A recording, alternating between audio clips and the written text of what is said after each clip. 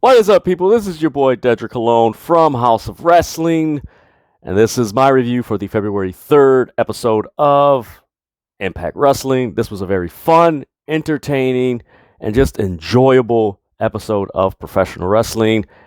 Somewhat of a complete 180 from what I watched yesterday on AEW Dynamite and the ratings show for that, but that's a whole nother video and a whole nother topic. But tonight, Impact Wrestling, kudos to you guys. Kudos to Scott D'Amore, Iron Riccaboni, the Ring of Honor crew, the New Japan crew. You guys did a really, really good job in a very fun episode that they weren't trying to do too much, but they didn't hold back, and it was just the right amount of intrigue where it leaves you wanting more and wondering, man, where's this going to go? How's this going to play out going into the following week of Impact Wrestling television? So it was pretty fun. I liked it. I enjoyed it. The past 2.5 weeks have been really cool. It was really cool to see the footage from Mickie James participating in the Royal Rumble.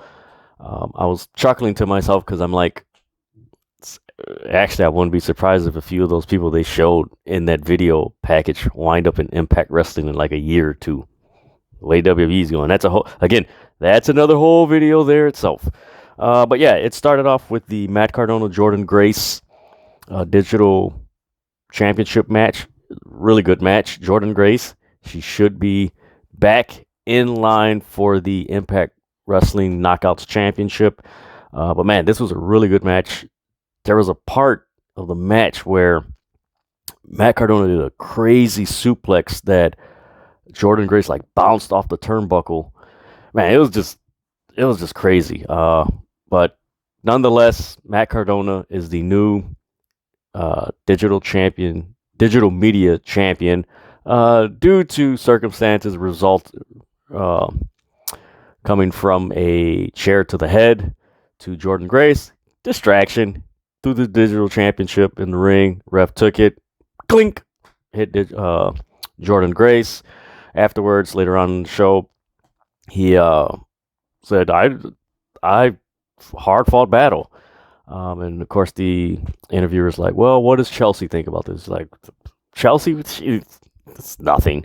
But man, that was a good way to start off the match. They've started off their show the last couple of weeks really strong. Very to the point. And this is who these guys are. A lot of guys that have a strong presence, on-screen presence, and have characters that are very charismatic and have great in-ring work. And it wasn't, this over-the-top stuff, but this was really good. I enjoyed it. Fantastic. Keep it going, guys. Please, keep it going. This is fun. Then you had a backstage segment with Morrissey attacking the locker room. Then you had another segment with Morrissey and Scott D'Amore talking about where's Moose and stuff, because they will fight at No Surrender on February 19th, Moose and W. Morrissey. You had a match between Jonah and Crazy Steve. Jonah, man, what a 180 this guy has done since leaving, or let me rephrase that, since WWE let him go, which is mind-boggling because he's greatly needed in WWE right now because they need some fresh guys. But, man, very good match. He annihilated Crazy Steve. And, man, his matches so far in Impact Wrestling have been, again, it's great. It wasn't overdoing it. What I like about Impact Wrestling lately is they're getting to the point. I wish more companies would do that. Get to the point. Beautiful. After that, you had the Matt Cardona segment where he was leaving the arena. Then you had a backstage segment between Caleb and Madison Rayne. They're talking. The Inspiration come in. They're talking to him. They give him a gift. Madison Rayne's like, you're not going to open it, are you? And he opens up the gift, and it's a smartphone with the screen, the home screen, or the lock screen. There you go. The lock screen is a picture of the Inspiration. And Madison Rayne's like, you need to delete that. And he's like, oh, okay. So is Caleb going to go with the Inspiration? Don't know, but that would be a cool trio on Impact Wrestling television. I would like that. Caleb needs some freshen up. He's been kind of bouncing around and everything with Tennille Dashwood, Madison Rain, and off and on. It's like, put him with them. That'd be cool. After that, you had what was a very good match: Steve Macklin versus Jonathan Gresham. Jonathan Gresham, man, that dude is fantastic. He is an amazing professional wrestler. I enjoy his work. It's a joy to see that guy wrestle in the ring. But this match ended in a DQ. Steve Macklin wouldn't let go at the 5 count as he was choking Jonathan Gresham on the ring, the bottom rope. Afterwards, Honor No More came in, which is Vincent, Mike Bennett, PCO, Matt Taven, and I'm forgetting somebody.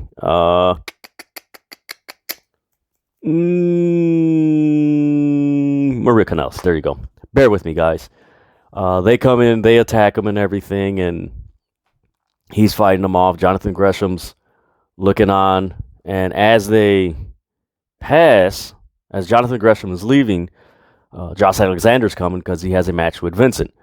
I always loved Vincent, his look, his promos, his ring work. Man, that guy is fantastic. So you have Josh Alexander with Vincent. They have this match. Again, Honor No More come in. They start fighting. Then you have Rhino and the rest of these guys from Impact fighting. Rich Swann, Willie Mack. I believe Eddie Edwards there. Can't remember. And lo and behold, the return of Kenny King.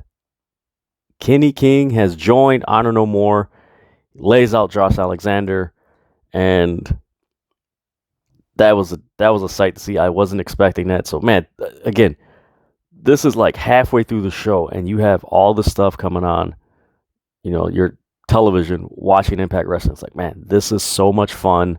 It's, again, like I said, this was very entertaining, enjoyable.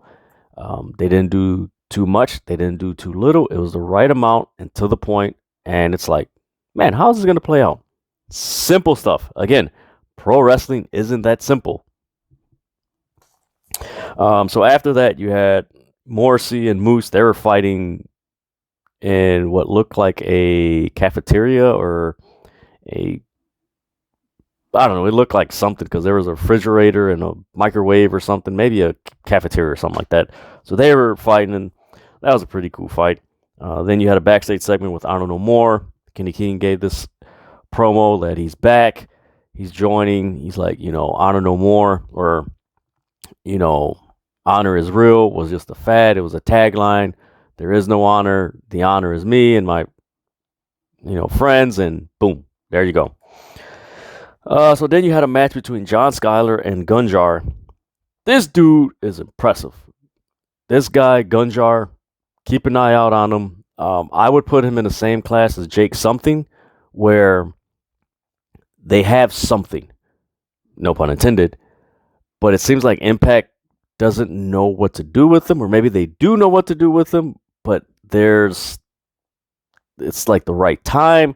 But man, he's got a good look, good athleticism, good ring work. His drop kicks were on point. Looking forward to seeing what this guy does. Like, interesting. He's like, got a good look, wrestled real well, wrestled a great match. It's like, all right, I like it. Let's see where it goes. So from there, you had a backstage segment with Mickie James. They were discussing the Royal Rumble and how she participated and represented Impact Wrestling. Tasha Steele comes in, starts making fun of her for not winning the Royal Rumble. Savannah Everett looks on. Mickie James gets in Tasha Steele's face. Savannah Evans gets, interrupts. Chelsea Green comes in. She's like, we're two people. You're two people. Why don't we have a tag match? So they're going to have a match. That's going to be cool. Honestly, this whole Chelsea Green, Mickie James thing, I kind of feel at some point Mickie James is like, she's going to get turned on by, or let me phrase that. Chelsea Green is going to turn on Mickie James. That's what I feel where it's going to go. And it's unfortunate that it's going to do that, but it's like, you see the writing on the wall. It's like Matt Cardona's cheating. Like, that's her husband. Like, How's she not going to follow her husband? Like, look at what they're doing in GCW. Like, come on, man. It's going to happen. It's bound to happen. But it's not a bad predictability. It's actually a good predictability. It was like, okay, we know it's going to happen. So, man, how's this going to play out? And, hey, Mickie James is the knockout champ. They're coming from every direction to get that gold. It's like they want to knock her off. So, let's see how it plays out. From there, you get a video package of Giselle Shaw, another woman being added to the Knockouts Women's division. I love this Knockouts Women's division because it's solid. They get a lot of ring work, more in-ring matches than AEW. Don't know why. See what happens. But yeah, she's got a great look. If you don't know who she is or her work, I recommend you follow her on social media and you just YouTube a few matches. She's got some moves. You're like, damn. Ooh. That division's going to get deeper. And mind you, there's other contracts that are up within the, that round of releases from WWE. So, hey, Ember Moon could show up. Mia Kim could show up. It's a lot of things that could happen that, hey, it's going to be fun and Impact in the next couple months. From there, you got Tasha Slamovich. Sasha Slamovich. I'm sorry. Forgive me, people. She beat Casey Lennox. That was a quick squash match. Like, that was just annihilating. Slamovich, man, I like her look. I've said this before, she reminds me of a modern day Luna Vachon. Like, she's just got that edge, that grit. She's just there. I love her look. But she's amazing. Then you had a backstage segment with Deonna Purrazzo and open challenge. Let's see how this plays out. There is something dope about Impact Wrestling, AEW, you could pay NWA, GCW, all these companies outside of the Forbidden Door, basically outside of WWE, that have these open challenges. You don't know who it is. It could be a free agent. It could be a debut. I like it because there's so many wrestlers out there that it could be anybody, and it just makes it so intriguing. So I'm looking forward to seeing who is going to answer Deonna Purrazzo's open challenge. Even if it's someone from Impact, it's just knowing the possibility it could be somebody that we haven't seen in a while, or a new woman being added to the Knockouts division, or maybe someone from AEW. It would be cool. And then our main event, you had the Bullet Club, consisting of Chris Bay, the Guerrillas of Destiny, Tama Tonga and Tonga Loa, and Jay White versus Ace Austin, Mad Fulton, Jake Something, and Mike Bailey. This was a really good match. I enjoyed it because my favorite tag team is in the match. It was a back and forth match. It really had a New Japan strong type of vibe and a feel and an execution as far as the match and a flow. It was fun. It was so much fun. The GOD won, and then afterwards, you get Violent by Design, and you get the Good Brothers. So you get this big melee and everything, and they're just beating. It was crazy that this happened, but Violent by Design pretty much had the upper hand on the Bullet Club, and show goes off.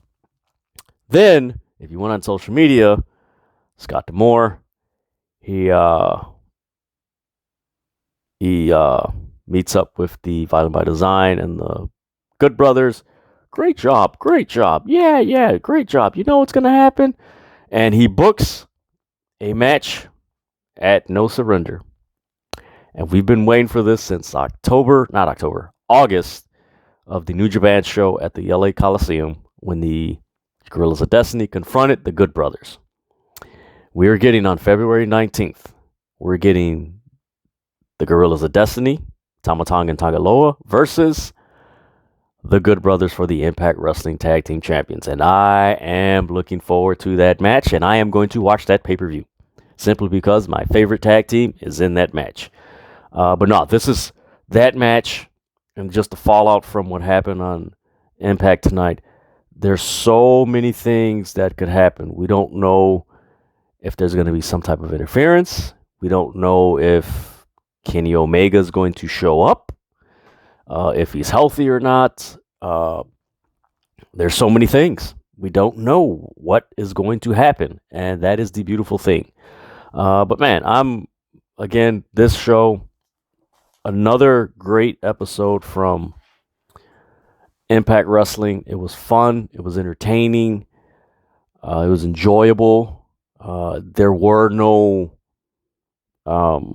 points in this show that you wanted to change the channel, like the show yesterday.